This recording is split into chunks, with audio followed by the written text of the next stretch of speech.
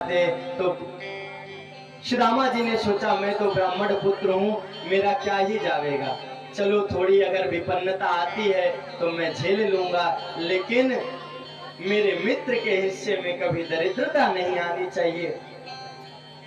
अगर मेरे मित्र के हिस्से में दरिद्रता आ गई तो वो तो त्रिभुवनपति हैं, तीनों लोगों के नाथ हैं, अगर उनके हिस्से में दरिद्रता आ गई तो ये जो संपूर्ण सृष्टि है ये श्रीहीन हो जाएगी और उनके हिस्से की दरिद्रता भी स्वयं पान करेंगे। सुदामा जी के हिस्से की दरिद्रता भी स्वयं खा गए, ऐसे हैं सुदामा जी। उनके लिए कहते हैं कि चना पा लिए उनके हिस्से का, इसलिए दरिद्रता आ गई।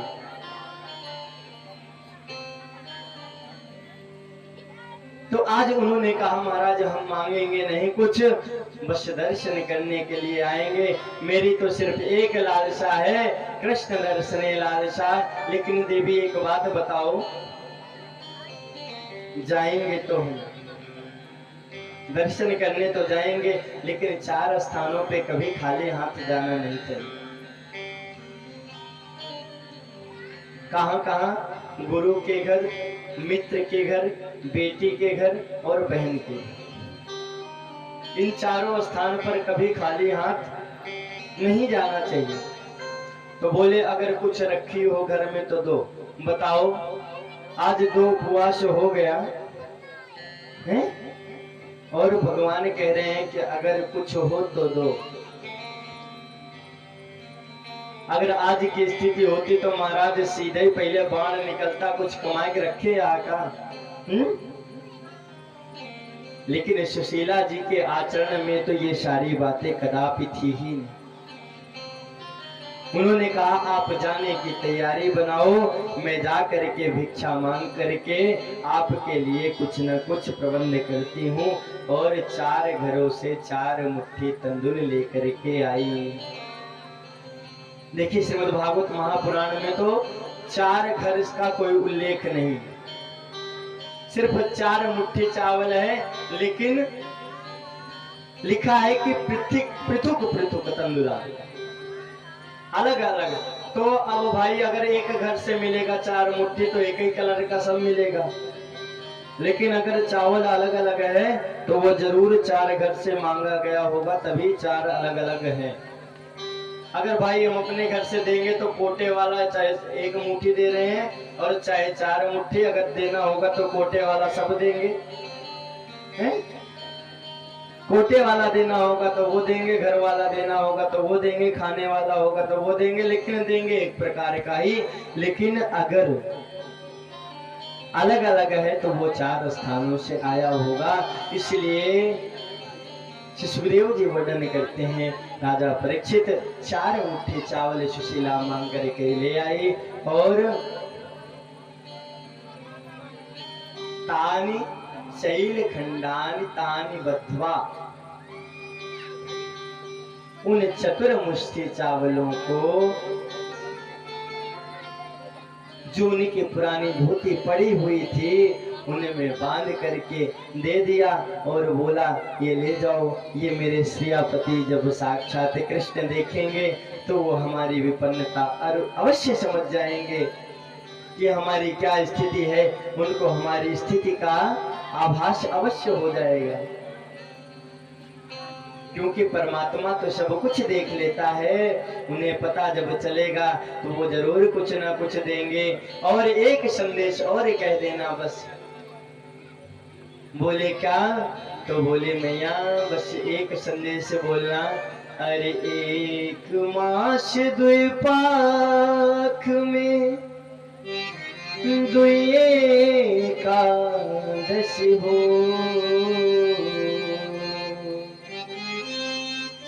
सोई प्रभु दीन दयाल नित नित दीन।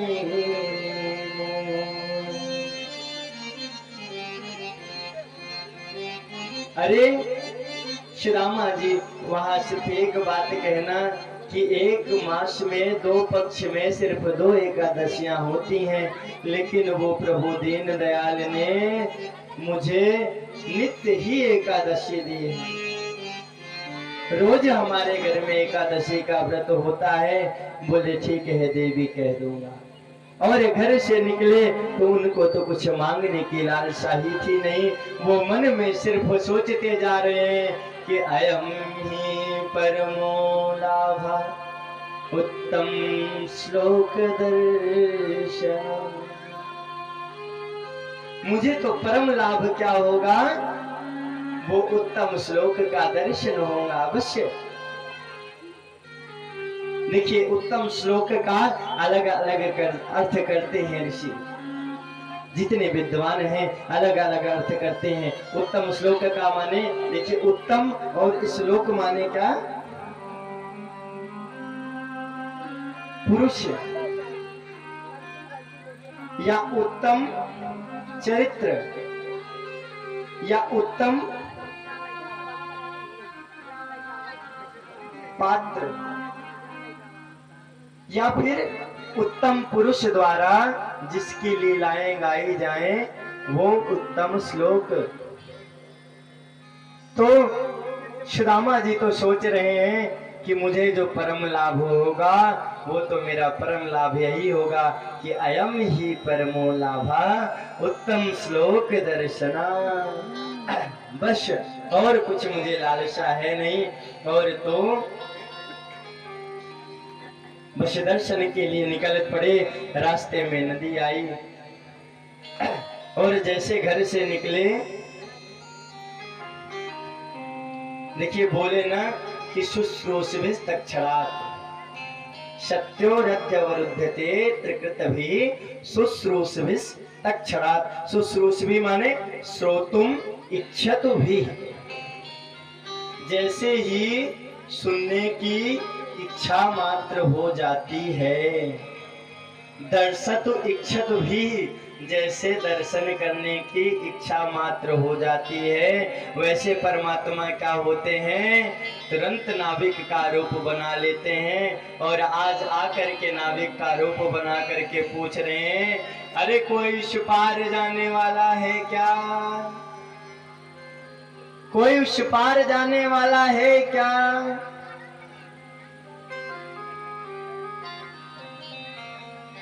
उस पार माने नदी के उस पार नहीं महाराज, कोई उस पार जाने वाला है क्या। जब दर्शतु इच्छतु भी श्रोतुम इच्छतु भी, तब कोई उस पार जाने वाला है क्या। जब उनको सुनने की, श्रवण करने की आपकी इच्छा हो गई, जब दर्शन करने की आपकी इच्छा हो गई, तब तो नारायण खुद बाँह फैलाते थे, आ जाओ उस पार चलने वाले हो, चल लो मेरे साथ। और श्री रामा जी गए केवट के पास।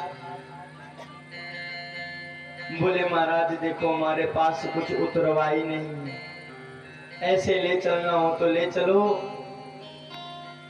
बोले अरे हमें उतरवाई कुछ मत देना, आओ बैठो, हम भी उसी तरफ जा रहे हैं, आपको पार लगाते हुए चले जाएंगे। और अंदर बैठाया। अब रास्ते में हास्य परिहास करते हुए जा रहे हैं कि ये बताओ आप जा कहाँ रहे हो। बोले महाराज द्वारिकापुरी जा रहे हैं। बोले वाह रे ब्राह्मण देवता, तन में नहीं लगता और चल पड़े कलकत्ता है। अरे अपनी स्थिति तो देख लेते महाराज, जा कहाँ रहे हो, रूप कैसा बनाए हो। सुदामा जी का मन द्रवित हुआ। उन्होंने कहा देखो अगर आपको हास्य परिहास करने के लिए ही बैठाना था तो हमें बैठाते ना, हम अपना कैसे करके जुगाड़ करके चले जाते। आपने बैठाया, आपका बहुत बहुत आभार, लेकिन अब बस हमें वहीं छोड़ दो, हम चले जाएंगे। बोले अरे नहीं ब्राह्मण देवता नाराज ना हो, हम तो बस आपसे परिहास कर रहे थे, चलो उस पार।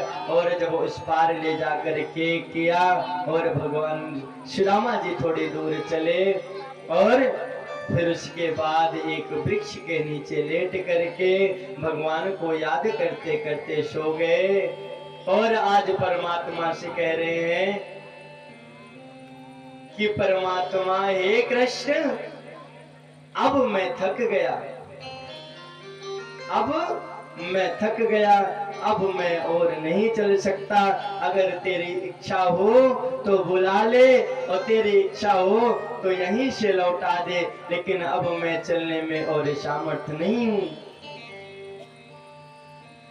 दूर नगरी, बड़ी दूर नगरी,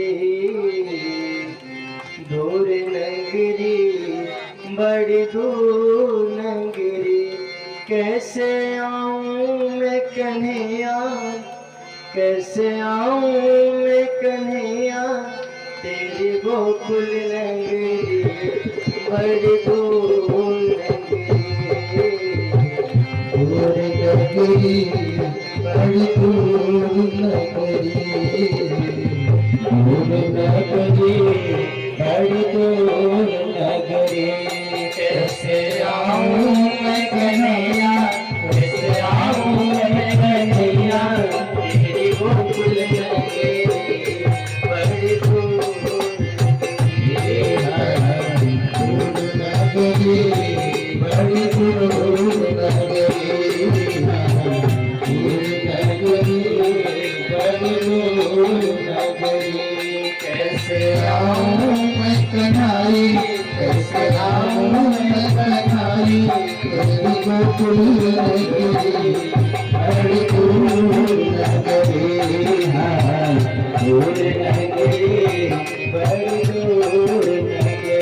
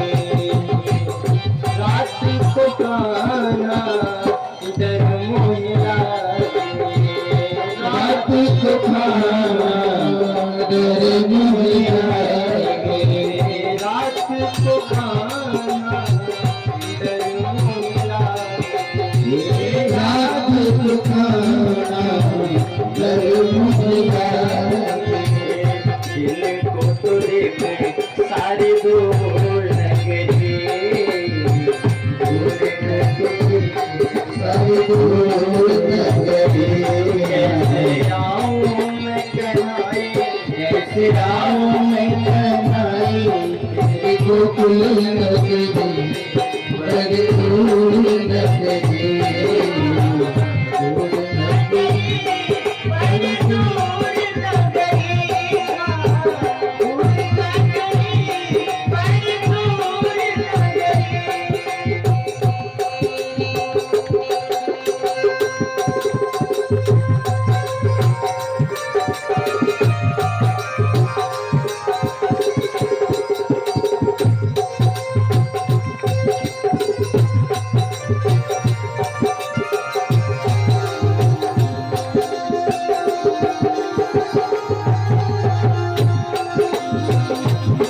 नगरी,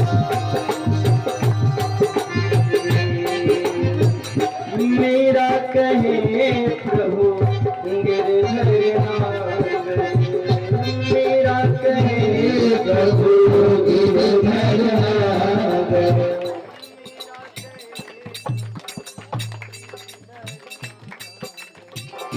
मेरा कहे प्रभु गिरधर नागर, गिरधर नागर, मेरा कहे प्रभु गिरधर नागर, तुम्हारे दरस बिन हो गई बबरी, तुम्हारे दरस हो गई बबरी,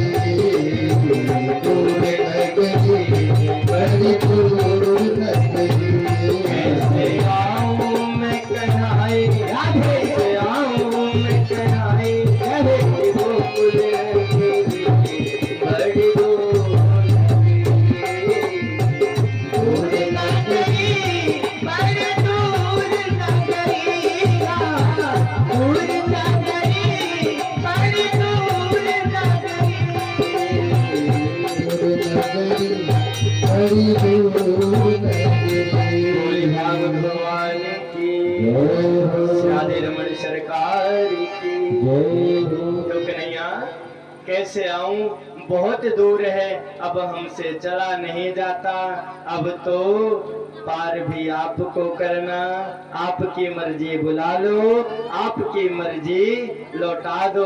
और जब आप इस भाव से कहना प्रारंभ कर देते हो, मैंने सौंप दिया इस जीवन का सब भार तुम्हारे हाथों में, मैंने सौंप दिया इस जीवन का सब भार तुम्हारे हाथों में, मैंने सौंप दिया इस जीवन का सब भार तुम्हारे हाथों में, मैंने सौंप दिया इस जीवन का सब भार तुम्हारे हाथों में। उद्धार पतन अब मेरा है, उद्धार पतन अब मेरा है, दीननाथ तुम्हारे हाथों में, उद्धार पतन अब मेरा है, दीननाथ तुम्हारे हाथों में। हमने तुम में बस भेद यही, हम नर हैं तुम नारायण हो, हमने तुम में बस भेद यही, हम नर हैं तुम नारायण हो, हमने तुम में बस भेद यही, हम नर हैं तुम नारायण हो, हमने तुम में बस भेद यही, अमर है तुम नारायण हो। हम हैं संसार के हाथों में, संसार तुम्हारे हाथों में, हम हैं संसार के हाथों में, संसार तुम्हारे हाथों में, मैंने सौंप दिया इस जीवन का सब भार तुम्हारे हाथों में, मैंने सौंप दिया इस जीवन का सब भार तुम्हारे हाथों में। अब जीत तुम्हारे हाथों में है, हार तुम्हारे हाथों में, अब जीत तुम्हारे हाथों में, अब हार तुम्हारे हाथों में, अब जीत तुम्हारे हाथों में, अब हार तुम्हारे हाथों में, अब जीत तुम्हारे हाथों में, अब हार तुम्हारे हाथों में, मैंने सौंप दिया इस जीवन का सब भार तुम्हारे हाथों में, अब सौंप दिया इस जीवन का सब भार तुम्हारे हाथों में, उद्धार पतन अब मेरा है, दीननाथ तुम्हारे हाथों में, उद्धार पतन अब मेरा है, दीननाथ तुम्हारे हाथों में। बोले भागवत भगवान की जय हो। और जब सच्चे मन से आप शरणागति करते हो, तो फिर भगवान आपके लिए प्रबंध कर ही देते हैं। बस शरणागति सच्ची होनी चाहिए, फिर सिर्फ आपका हूं महाराज, और किसी का नहीं, सिर्फ आपके शरण में, अन्यथा शरणम नास्ति त्वमेव शरणम। मैं किसी और के शरण में अब नहीं जाऊंगा, अन्यथा शरणम नास्ति त्वमेव शरणम मम, तस्माद् कारुण्य भावेन रक्ष रक्ष परमेश्वर। हे परमेश्वर, अब मैं किसी और के शरण में नहीं जाऊंगा, सिर्फ आपके शरण में हूँ, आप कृपा करके कारुण्य भाव से मेरी रक्षा करिए। जब सुदामा ने ऐसा कहा तो भगवान ने अपना रथ भेजा और सुदामा को सोते सोते ही द्वारिकापुरी पहुंचा दिया। और जब द्वारिकापुरी पहुंचे, वहां जाकर के लोगों से पूछा, महाराज ये बताओ ये कहाँ पहुंच गए हम? बोले महाराज जाना कहाँ है आपको, पहले ये बताओ। बोले महाराज हमें तो द्वारिकापुरी जाना था। तो बोले बस एकदम सही पहुंचे हो, कहीं भटकने की आवश्यकता नहीं। बस ये बताओ आपको मिलना किससे है, हम पता बता देते हैं, सीधा जाके मिल लो। बोले महाराज हम तो बचपन में उसे कन्हुआ के नाम